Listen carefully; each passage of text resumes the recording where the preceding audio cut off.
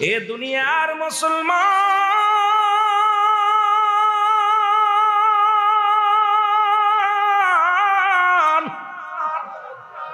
পৃথিবীর মধ্যে আসার একটা সিরিয়াল আছে যার কোনো সিরিয়াল নাই। দেখা যায় বাবা জিন্দা, সন্তান নাই, বাবার কাঁধে সন্তানের লাশ। ও দাদু দরদি বন্ধুরা, দিলের কান্ডা লাগে, শুনে নাও। কত বাবা তার মায়ের লাশটা কাঁধে নিছে, সন্তানের লাশটা কাঁধে নিছে। পৃথিবীর মধ্যেই বাবা জানে সন্তানের লাশটা কত ভারী। ওকে জিগাইবেন, চাচা আপনার মেয়ের লাশটা কত ভারী, চাচা গো আপনার কলিজার টুকরা সন্তানের লাশটা কত ভারী। ও জিগাইলেই বলবে বাবা পৃথিবীর মধ্যে এত ভারী বস্তু জীবনে বহন করি নাই। এই হাতটা দিয়া সন্তানের যারা দাফন করলো, কাফন পরাইলো, এই জানে সন্তান আর বেদনা বাবারে। এই পৃথিবীর মধ্যে যারা বাবার লাশটা কাঁধে নিছে গো, এই পৃথিবীর মধ্যে আমার মুসলমান বাবারা, ওই সন্তান জানে বাবার লাশ কত ভারী গো। দাদার কাঁধে নাতির লাশ, নাতির কাঁধে দাদার লাশ, কখন যেন দুনিয়া থেকে বিদায় হয়ে যায়। আজকের মাহফিলের আত্মা ইশার পরেই দেখলাম একটা গজল গাইলো, যে গজলটা আমি মাঝে মাঝেই বলি, আমি চলে যাব আমায় তোমরা ভুইলা যাইও না, আমি চলে যাব আমার মরণ আসিবে কখন কেউ তো জানি না, আমার মরণ এই আমি চলে যাব আমায় তোমরা ভুইলা যাইও না, আমি চলে যাব আমার মরণ আসিবে কখন কেউ তো জানি না, আমার মরণ আসিবে কখন। টাকা পয়সা দালান কোটা যাহা করেছি, সব কিছু ফেলাইয়া আজি একাই চলেছি রে, আমি সব কিছু ফেলাইয়া আজি। এ দুনিয়ার মুসলমান,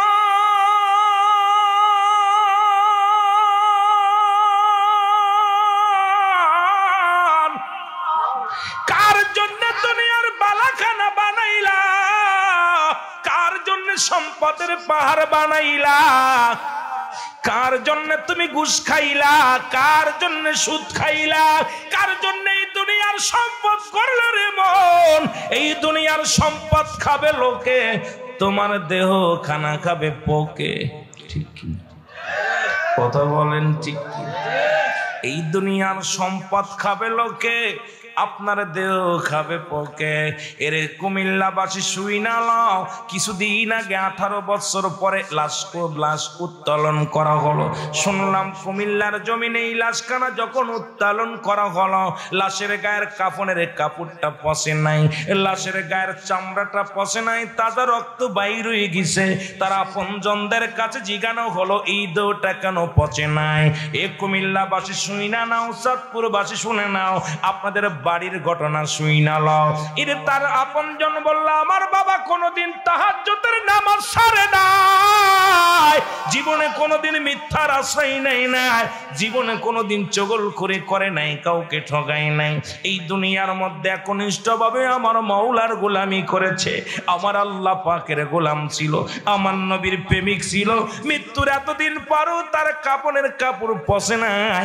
এমন দেহ গড়তে হবে দুনিয়ার সম্পদ থেকে যাবে আল্লাহ আল্লাহ রাসূলের পথে, এবং আমার আপনার জীবনটাও চলে যাবে আল্লাহ আল্লাহ রাসূলের পথে। জোরে জোরে বলেন ঠিক কিনা? এই আমি চলে যাব আমায় তোমরা ভুইলা যাইও না, আমি চলে যাব আমার মরণ আসিবে কখন কেউ তো জানি না, আমার মরণ। এই পৃথিবী চিরদিনই থাকার জায়গা নয়, অন্ধকার কবর যে তোমার আসল ঠিকানার মানুষ, অন্ধকার কবর যে তোমার। এ দুনিয়ার মুসলমান,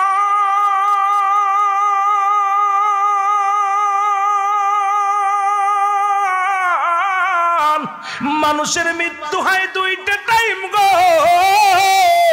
একটা হলো রাতের বেলা, একটা হলো দিনের বেলা।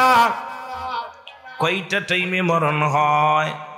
দুইটা টাইমে মরণ হয়, একটা হলো রাতের বেলা, একটা হলো দিনের বেলা গো। দিন শেষ করেছেন, মৃত্যুবরণ করে নাই, রাত শুরু করেছেন, মৃত্যুবরণ করেন নাই। পরবর্তী সময় আপনার জন্য কি নিয়ামত বয়ে আনছে আপনি নিজেও বলতে পারেন না। এই রাত আপনার কেটে যাবে, মৃত্যু হবে না, কেউ গ্যারান্টি দিতে পারবো না। জোরে জোরে চিল্লায়া বলেন ঠিক কি না? ও মুসলমান গোলাম হইলা আমার আল্লাহ, ও দরদি বন্ধুরা শুইনা লও, এই মৃত্যুর কথা বলতে যাইয়া অনেক কথা চলে আসবে। মালাকুল মউত আপনাকে আমাকে নিয়ে যাবে। আল্লামা মুফতি আমজাদ আলী সাহেব একটা কিতাব লেখেন, কিতাবের নাম বারে শরিয়াত।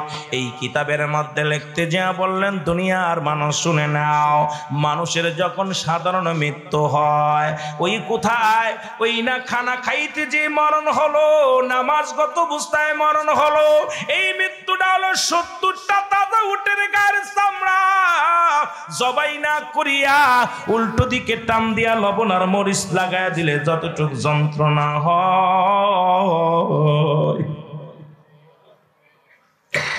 এর চাইতে 70 গুণ যন্ত্রণা একটা সাধারণ মৃত্যু। এবার হাজীগঞ্জের বাবারা রে, যারা মরণের সময় পায়খানা করে দেয় রে, যারা মরণের সময় প্রস্রাব করে দেয়, মরণের সময় চোখ দুটি বড় বড় হয়ে যায় রে,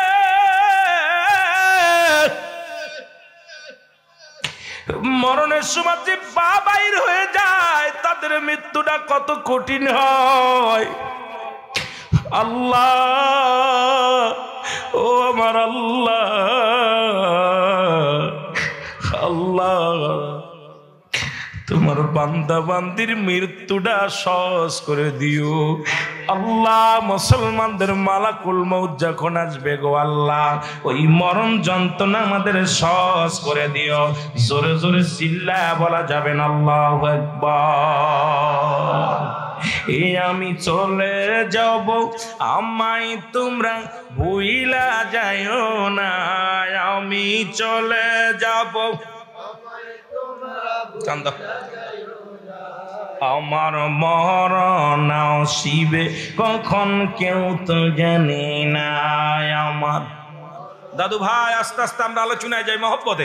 আমার মরণ আসিবে কখন, আল্লাহ নিজেই বলে কুল্লু মান আলাইহা ফান, সব শেষ করে দিবে কে? আরো জোরে বলেন কে? এ দুনিয়ার মুসলমান গভীর মনোযোগ, এই মাটি ফাঁকি দাও, এই সম্পদ মানুষের ফাঁকি দাও। আল্লাহ বলে বান্দারে, এই জমিনটা আমি রাখবো না, এই জমিনটা আমি চূর্ণ বিচ্ছিন্ন করে দিব। দালান কুটার বাহাদুরি করো, সম্পদের বাহাদুরি করো, 200 বিঘে 500 বিঘে জমির বাহাদুরি করো রে মুসলমান। আল্লাহ কয় জমিনটা আমি রাখবো না, এই জমিনের ভিতরে যত মাটি আছে সব মাটি পুড়ে আত্মা বানায়া দিব। এই জমিনের ভিতরে যত পানি আছে সমস্ত পানিগুলো আমি আল্লাহ পুড়ে ছাই বানায়া দিব। যেদিন কিচ্ছু বলতে কিচ্ছু থাকবে না, সেদিন থাকবো শুধু আমি আল্লাহ। গোলামি করব কার? জোরে বলেন কার? আওয়াজ হয় না বাবা, কার? গোলামি করবেন আমার আল্লাহ। আল্লাহ কয় যেদিন কিচ্ছু থাকবে না, সব কিছু আমি চূর্ণ বিচ্ছিন্ন করে দিব গো। এই পৃথিবীটা মাটিগুলো পুরা তামা বানা দিব, জমিনের পানি বাড়িগুলো পুরা বানায় দিব ছাই। যেদিন কিচ্ছু থাকবে না সেদিন থাকবো শুধু আমি আল্লাহ, আর আমি আল্লাহ থাকবো আমার নবীর ভালোবাসা নিয়া। এই জন্যই তো সুন্নিরা নবী নবী বইলা পাগল। আল্লাহ থাকে নবীর ভালোবাসা নিয়া থাকবো, আমরাও থাকতে চাই নবীর ভালোবাসা নিয়া। জোরে জোরে চিল্লায় বলা যাবে না মারহাবা। আমার দয়াল নবী বিহনে আপন বলতে কেহ নাই জগতে, আমার আপন বলতে।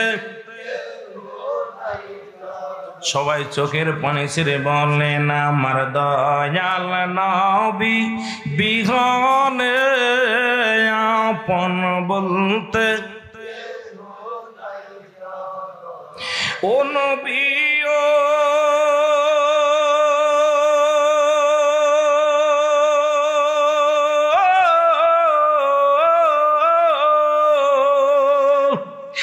মদিনাতে আসেন আপনি আমায় এতিম বানায়া,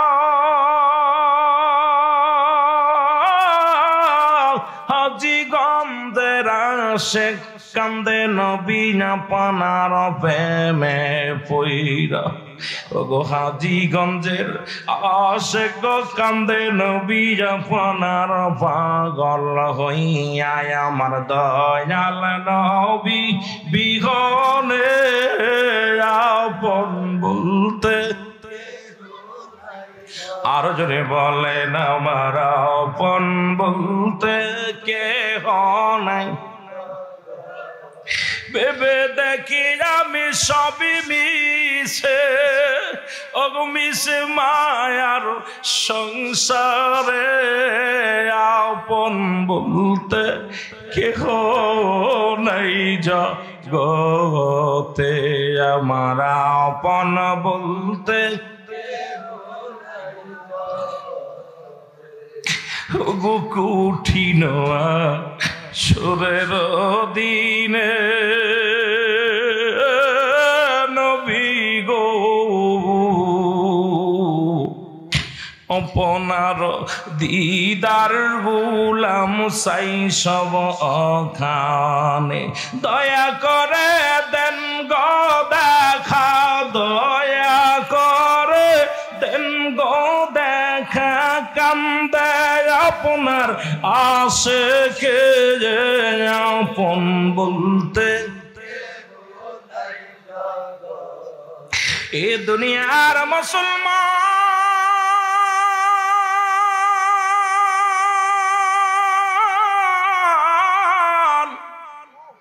আমি এই জন্য বলি কিসের জন্য এত বাড়াবাড়ি করো গো, কিসের জন্য এত মস্তানি করো গো বন্ধু।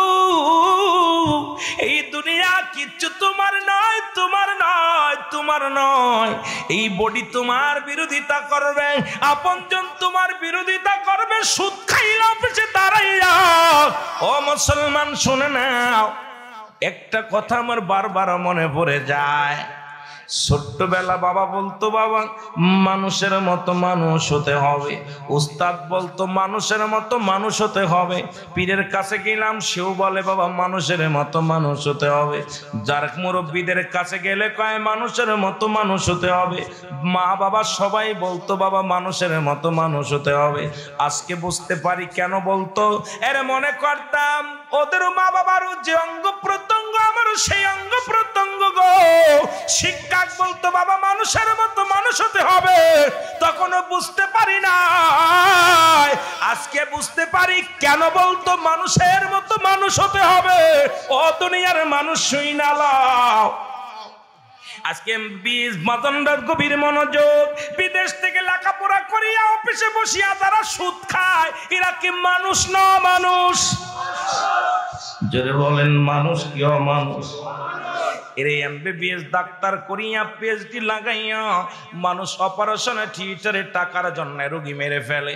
ওরে মুসলমান, ওষুধের অভাবে রোগী মারা যায়। এই ডাক্তারগুলো মানুষ না মানুষ? জোরে বলেন মানুষ না মানুষ?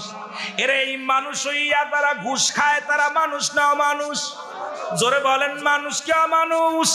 এরা যেহেতু কবরের ওয়াজ দিছেন, মৃত্যুর যন্ত্রণা আলোচনা দিছেন, আস্তে আস্তে আগাইব গো।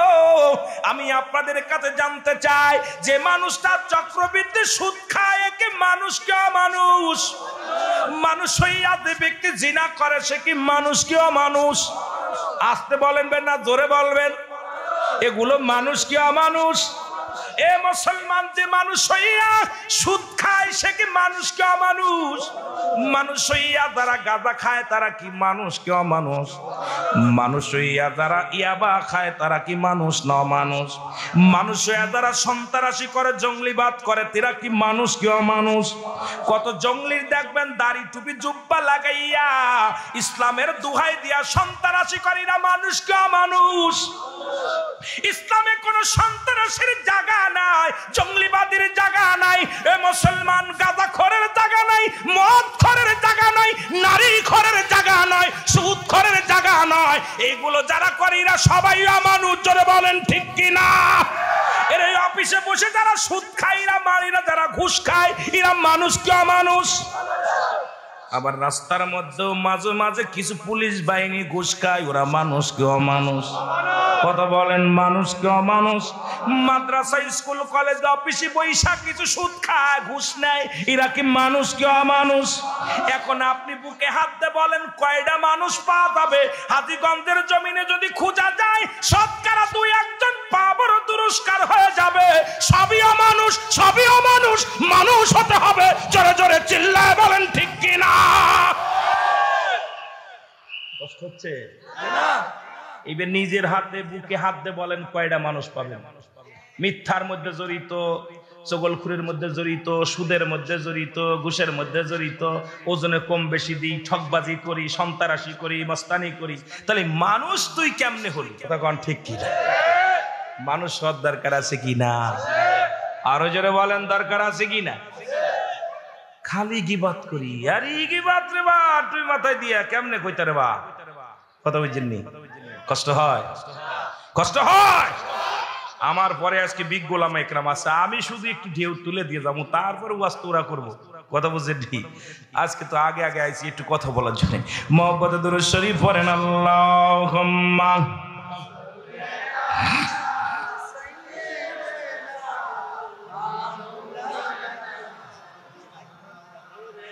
ওয়ালা আলি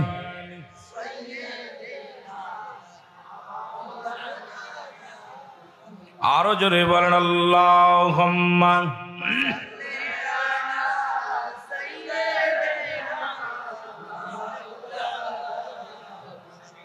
ওয়ালা আলি সাইয়্যিদিনা। আমার ভাইরা, আমার বন্ধুরা, আমার আমি যে কথা বলতেছিলাম সব কিছুর জন্য বিচ্ছিন্ন করে দিবে কে? মনে আছে আমার কথা? কোরআনের কথা, কুল্লু মান আলাইহা ফান, সব শেষ করে দিবে কে? জোরে বলেন কে করে দিবে? করব কে? এই যে মাহফিলটা হচ্ছে, আস্তে আস্তে বাচ্চা থাক থাক থাক আস্তে আস্তে। এই যে মাহফিলটা হলো, একটা বছর ধরে সাধনা করেছে, এর কাছে 10 টাকা, ওর কাছে 20 টাকা, কত কষ্ট করছে আমার ছেলেরা।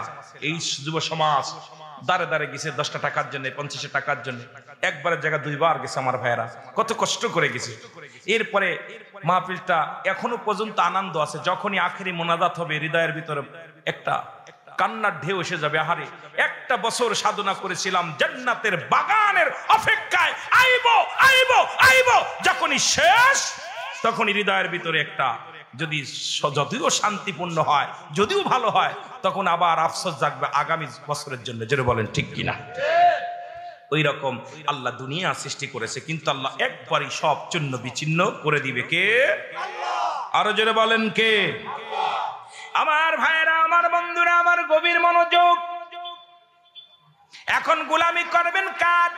এ বান্দা, তুমি দিনের মধ্যে মরণ হবে না, রাতের মধ্যে মরণ হবে।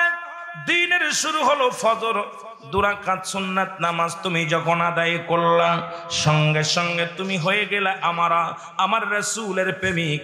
এখন যদি 2 রাকাত ফরজ নামাজ তুমি আদায় করলা, সঙ্গে সঙ্গে তুমি হয়ে গেলে আমার আল্লাহর গোলাম।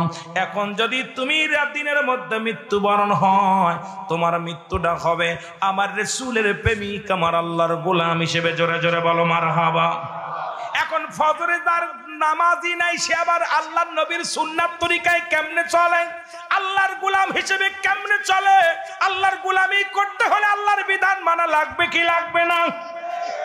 আস্তে না জোরে কইবেন, জোরে বলেন লাগবে কি লাগবে না? এ মুসলমান, দিনটা শুরু করে শেষ করে দিলে রাত্রে শুরু হয়ে গেল। রাতের শুরু হলো মাগরিব, 3 রাকাত ফরজ নামাজ তুমি আদায় করলে। কোনো লম্বা আলোচনা আমি যেতে পারবো না।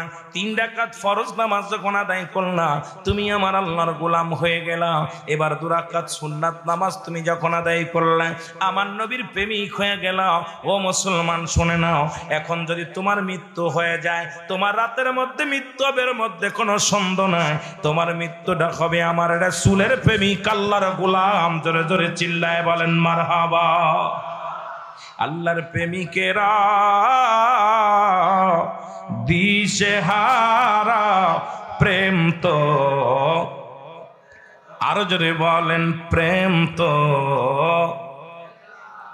আরো জোরে বলেন প্রেম তো। এর প্রেম করেছেন মুসা নবী, তোর পাহাড়ে গেছেন চলিও, ও সে পাহাড় জইলা সুরমা হইল, মুসা কেন জ্বলে না প্রেম তো? একটু মহব্বতে বল, এর বলেন প্রেম তো মরে না। জোরে বলেন প্রেম তো। ভিতরে অনেক জায়গা আছে, ভিতর থেকে চলে আস, সামনে চলে আস, বসেন না। এর প্রেম তো আল্লাহ। আমি তো সিয়ারা এমনি আসওয়াত মার্কা সিয়ারা, তোমার তো একটু দেখতে কষ্ট হয়। আরো জোরে বলেন প্রেম তো মরে না, বলেন প্রেম তো। এর প্রেম করেছেন ইউনূস নবী, মাছের পেটে রইলেন তিনিও। ওরে মাছের পেটে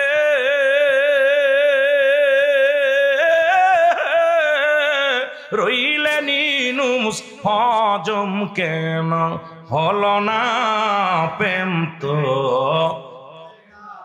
এ আল্লাহর প্রেমিকেরা জোরে, ওরে প্রেম তো। যারা বাইরে আছেন ভিতরে আসেন, অনেক জায়গা আছে। প্রেম তো। এ দুনিয়ার মুসলমান,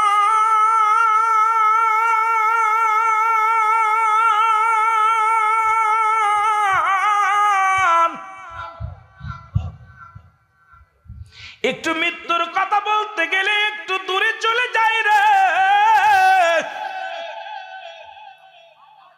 বলকের বাদশা ইব্রাহিম আদম নাম শুনেছেননি? জোরে বলেন শুনছেন? ইব্রাহিম আদম, উনি ছিলেন একজন ভালো ব্যক্তি, কিন্তু অত্যাচারী, মানুষকে জুলুম করতেন, জুলুমকারী ছিলেন। আল্লাহ তাকে একটা সতী সাথী নারী দান করেছিল। ফিরাউনের বিবির মতো, আসিয়ার মতো একটা আল্লাহওয়ালা নারী জুটায়া দিয়েছিল। ও মুসলমান, প্রতিনিয়ত প্রজাদেরকে কষ্ট দিত। একদিন বিবি ডাক দেখায়, স্বামী রে, তোমার কি মরণের ভয় জাগে না? মরণ একদিন আসবে, মরণের কথা চিন্তা করো। ও মুসলমান, আবার অন্য একটা কিতাবের মধ্যে দেখলাম ইব্রাহিম আদম, ওনার এক উজির বা ওনার একজন কি বাদাম রে, ও মুসলমান, ওনার একজন জনগণ বা উজির, ওনার উট হারিয়ে গেছে। ওইটার মধ্যে একটা ইতিহাস দেখলাম, ছাদের উপর দিয়ে ঘুরে প্রেষণিত হয়ে যায়। ইব্রাহিম আদম কয় কি রে তুই এত পরেশানিত কেন, এত টেনশন করিস কেন, এত ঘামছির কেন? কয় আমার উঠারায় গেছে। কয় উঠারায় গেছে তুই ছাদের উপরে দিয়া কি করিস? কয় ইব্রাহিম আদম রে আমি যদি ছাদের উপর দিয়ে ঘোরাঘুরি করলে উঠ পাবো না। তুমি ভাবতে পারো, তুমিও জেনে রাখো ওই বালাখানায় শুইয়া শুইয়া মাওলারে পা সম্ভব নয়। জোরে জোরে চিল্লা বলা যাবে না মারহাবা। ইব্রাহিম আদমের বিবি ডাকতে বলে স্বামী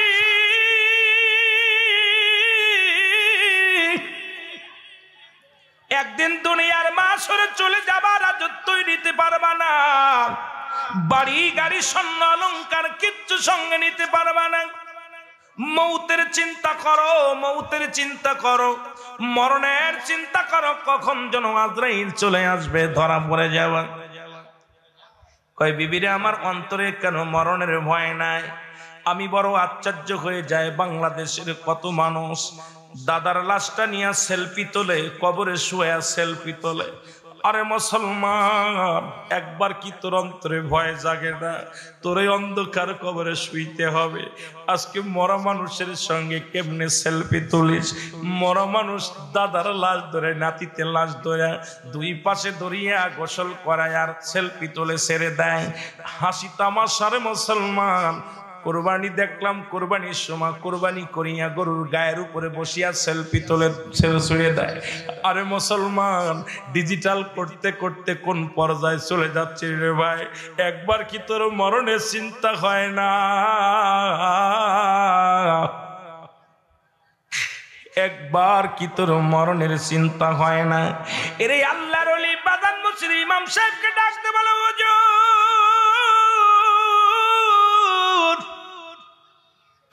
আমার স্বামীকে একটা ওষুধ দেন, একটু চিকিৎসা করেন, একটু দোয়া করেন, যাতে করে আমার স্বামীর অন্তরে মরণের ভয় জাগে, দুনিয়া দুনিয়া দুনিয়া নিয়ে যেন পাগল না হয়। এবার আসিয়া হুজুর এসে ইব্রাহিম আদমকে বললেন, ইব্রাহিম আদম তোমার কি মরণের ভয় জাগে না? কয় না। কয় তুমি বেশি বেশি মরণের চিন্তা করবা, কবরের চিন্তা করবা। ইব্রাহিম আদম 500 দিয়া 500 সোনার দিয়ে 500 সোনার দানা দিয়ে একটা তসবিহ বানাইলেন। সকালবেলা 100 বার পরে মউত মউত মউত, রাত্রেবেলায় 100 বার বা 500 বার পরে মউত মউত মউত।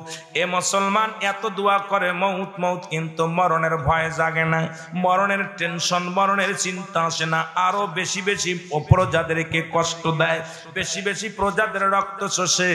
ইব্রাহিম আদম এইরকম করতে লাগলেন। এবার বিবি বলে, স্বামী রে তোমারে আমি হুজুর দেখাইলাম, দোয়া করলো কত না, তাকবীর করলো, কোনো কাজ হয় না। তোমার অন্তরে কি মরণের ভয় জাগে না? স্বামী কয় না না, আমার অন্তরে কোনো মরণের ভয় জাগে না। তুমি প্রজাদেরকে কষ্ট দাও, মরণের ভয় জাগে না। জোরে বলো আল্লাহু আকবার। এ মুসলমান শোনো, এবার হুজুরকে ডাক দে। হুজুর বললেন, হুজুর এসে বলে, ইব্রাহিম আদম আমি জানতে চাই আপনার কেন মরণের ভয় আসে না? ওই অন্ধকার কবর হবে একমাত্র ঠিকানা, ওই কবরে থাকা লাগবে, নির্জন কবর, কাউকে ছাড়বে না। কবরে কোনো সকাল নাই, বিকেল নাই, কোনো বিছনা নাই, কোনো বন্ধু নাই, সাথী নাই। একবার কি আপনার মরণের ভয় জাগে না? ইব্রাহিম আদম কয় না না, মিথ্যার, আমার মরণের ভয় জাগে না। উনি বললেন, আপনি চেয়ারটা ছেড়ে দেন, আমি দেখবো আপনার চেয়ারেরই দোষ, এই রাজ সিংহাসনের দোষ নাকি আপনার কপালের দোষ। উজির কয় না না, চেয়ারটা ছাড়া যাবে না, চেয়ারটা যদি ছেড়ে দেন উনি চেয়ারের মধ্যে বসলে পারে আর বসতে পারবেন না। আমার দাদু ভাইয়েরা এরপরে অনেক বোঝানো পর উনি চেয়ারটা ছেড়ে দিলেন একদিনের জন্য। একদিনের জন্য যখন চেয়ারটা ছেড়ে দিলেন, চেয়ারটা ছেড়ে দেওয়ার পর এ মুসলমান, যখন হুজুর চেয়ারের মধ্যে বসে, প্রজারা বলো আমি কে? বলে আপনি হলেন মসজিদের ইমাম। কয় না, এই চেয়ারটাকে, কয়টা রাজ সিংহাসন, এখানে বসে কে? যিনি রাজ সিংহাসনের প্রধান হয় উনি তো এই চেয়ারের মধ্যে বসে। তাহলে আমি এখন এই চেয়ারের মধ্যে বসেছি, আমি কে? কয় আপনি এখন প্রধানমন্ত্রী। জোরে বলেন আল্লাহু আকবার। আর একটু জোরে বলেন। ডাকতে বলে, উজির ইব্রাহিম আদমকে হ্যান্ডকাপ পরাইয়া দাও। উজির বলে কি বলতে চান, আমি হ্যান্ডকাপ পরাইবো? বলে হ্যাঁ, আমি হুকুম দিছি নাই তোমার শিরচ্ছেদ করা হবে, আমার হুকুম ইব্রাহিম আদমের হাতের মধ্যে হ্যান্ডকাপ পরাও। হ্যান্ডকাপ পরানো হলো। ডাক দিলেন জল্লাদকে, জল্লাদ কোথায়, তরবারি নিয়ে আসো। এই মাত্র তরবারি নিয়ে আসো, আমি যখন হুকুম দিয়া দিব ইব্রাহিম আদমকে কাল্লাটা এক কবে কেটে ফেলবা, কারণ ইব্রাহিম আদমকে দুনিয়ার মধ্যে বাঁচায় রাখা যাবে না। ইব্রাহিম আদম কথা শুনিয়া থরথর করে কাঁপন শুরু করেছে, দরদর করে জমিনের মধ্যে ঘাম ঝরেছে। বাজান চর্চা বাদাম কি করছে, চোখ দিয়া ঝরঝর করে পানি ঝরা শুরু করেছে। ইব্রাহিম আদম থরথর করে কাঁপতেছেন। বলে তুমি কাঁপো কেন, কাঁপতেছো কেন, ভয় কিসের? এইবার হুজুর ডাকতে বলেন, ও ইব্রাহিম আদম, আর বেশি নয়, একটু পরেই তো তোমার শিরচ্ছেদ করা হবে। যা পরানে চাই খেয়ে নাও, যা দেখার দরকার দেখে নাও, যা শোনার দরকার শুনে নাও। জল্লাদ তরবারি নিয়ে হাতের মধ্যে নিয়ে দাঁড়ায় আছে, কখন যেন হুকুম আসবে, এক কবে দ্বিখণ্ডিত করে ফেলবে। জল্লাদ বলে হুকুম দেন। হুজুর হুকুমের অপেক্ষা আছি। তত্তর করে কাঁপে ইব্রাহিম আদমকে হুজুর বলে, ও ইব্রাহিম আদম শোনো, তোমাকে আমি তিনটা প্রশ্ন করব, যদি উত্তর দিতে পারো তাহলে তোমার মৃত্যুদণ্ড মাফ হয়ে যাবে। বলে কি, বলো। তিনটা প্রশ্ন উত্তর যদি দিতে পারো, নাম্বার 1 প্রশ্ন, তুমি এত কাঁপছো কেন, থরথর করে কাঁপছো? বলে কত মানুষের ফাঁসি দিলাম, কত মানুষের মৃত্যুদণ্ড দিলাম, নিজের সামনে আজরাইল ওরে হুকুম পড়ে যাবে, আমার গর্দান পড়ে যাবে, এই ভয়ে আমি থরথর করে কাঁপতেছি। জীবনে এত মৃত্যু দেখি না, এত কাছ থেকে আজকে আজরাইল সামনে। এই বলে প্রশ্নের জবাব ঠিক আছে। 2 নাম্বার প্রশ্ন, তোমার গা দিয়ে কেন দরদর করে গাম জ্বরে? বলে আমি পেরেশানিত হয়ে যাচ্ছি, নিজের ভুলে নিজের মাসুল দিতে হয় গো,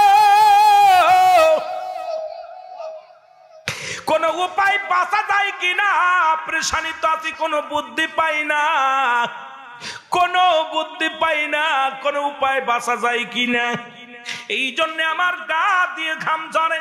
বলে প্রশ্নের জবাব ঠিক আছে। 3 নাম্বার, তোমার চোখ দিয়ে কেন পানি বাইর হয়? কয় আহারে মরদ, কত বালাখানা বানাইলাম, কত বাড়ি বানাইলাম, কত কিছু করে গেলাম, এখন নিজের ভুলেই নিজের মৃত্যুদণ্ড হয়ে গেল। এই ভয়ে আমি কোনো উপায় বাঁচা যায় কিনা বুদ্ধির জন্য কান্দি। জোরে জোরে চিল্লায় বলা যাবে না আল্লাহু আকবার। এ দুনিয়ার মুসলমান শুনে নাও, ইব্রাহিম আদম বলার সঙ্গে সঙ্গে ওদের বলে, ইব্রাহিম আদম তোমার তৃতীয় প্রশ্নের জবাব ঠিক। জোরে জোরে চিল্লায় বলা যাবে না আল্লাহু আকবার। 3 নাম্বার সওয়ালের জবাব তুমি ঠিকই দিছো। এই নাও তোমার রাজ সিংহাসন, তোমার কপালের দোষ, তোমার রাজ সিংহাসনের দোষ, তোমার কপালের দোষ নেই, সিংহাসন চেয়ারের দোষ। এই চেয়ারের মধ্যে বসলে তুমি আল্লাহকে বলে যাও। আজকে বাড়ি পাইলা, গাড়ি পাইলা, সুন্দর দেহটা পাইলা, এই দেহ নিয়ে আল্লাহর গোলামি করলা না, রাসূলের প্রেমের মালা গলায় পড়লা না। যখন তুমি ব্যাধি হয়, যখন অসুস্থ হয়ে যাও, অসাল হয়ে যাও, তখন আল্লাহরে ডাকো রে বান্দা। যখন দেহটা ভালো থাকে, আমার মাওলার প্রেম কেন অন্তরে জাগে না? জোরে জোরে চিল্লায়া বলা যাবে না আল্লাহু আকবার। বলেন ইব্রাহিম আদম, এই নাও তোমার সিংহাসন ফিরিয়ে নাও। ইব্রাহিম আদম কয় না না না না, যে সিংহাসনে বসলে আমার মাওলার প্রেম জাগে না, যে সিংহাসনে জাগলে বসলে আমার মৌতের ভয় করে না, যে সিংহাসনে বসলে আমার মরণের চিন্তা হয় না, আমি ইব্রাহিম আদম আজ থেকে আর সিংহাসনে বসবো না, আমি আজ থেকে আমার বসত বাড়ি বানাবো জঙ্গলায়। জোরে জোরে চিল্লায় বলা যাবে না আল্লাহু আকবার। দেখ না ফরিদ করিল দান, অমূল্য চক্ষুরতন, আর ইব্রাহিম সারিয়া দিল মহামূল্য সিংহাসন। বলেন ইব্রাহিম সারিয়া দিল মহামূল্য। এলেমের বাহাদুরি, সারধনের গৌরব, আর কামেলের পদ তলে জীবন টুকু দাও ঢেলি। ওগো কামেলের পদ তলে জীবন টুকু